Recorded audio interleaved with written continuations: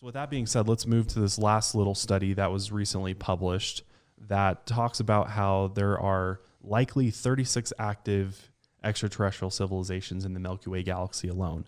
So this study was published in the Astrophysical Journal, and it argued that it is reasonable to estimate the amount of different alien civilizations can be calculated by using Earth-like planets as a variable in a mathematical equation. So they think that there's 36 in the Milky Way alone? At least 36. That's crazy. Based on using like the Drake equation and some other equations in order to look at how many Earth-like planets are there. And then if you plug that into the equation, then it kicks out at least 36. At the very minimum, would have to have civilizations on it and life and probably some type of intelligent life on it. That's really, really hard to wrap your mind around.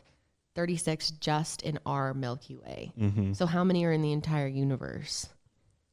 Thousands, potentially. So even at the lowest estimate, if there was 36 within the Milky Way, and then there's millions of galaxies in the universe, there's probably more than that, but just roughly, like, even if there was 36,000, within just this little section of the universe, like, that's a lot of different intelligent life out there. That makes this episode even more interesting to think about, because the likelihood that there are other races is very high. And to think that we're the only species is just stupid. I mean, we know that in the universe. Come on.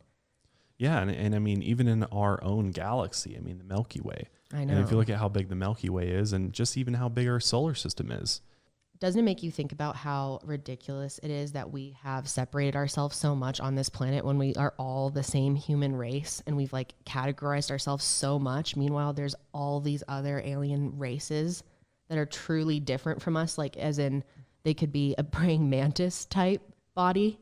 Isn't that weird to think about? Well, yeah, and even within those different species, there's races within the species, just like there's races within the human species. Mm-hmm. There's the same thing goes for aliens, and we'll talk about that more today. Like, if you look at all these different potential alien species out there, that would make you sense. Can't say that they're just one race. There's probably different variety, different varieties of these species out there. So, but I think to be evolved, you have to be united.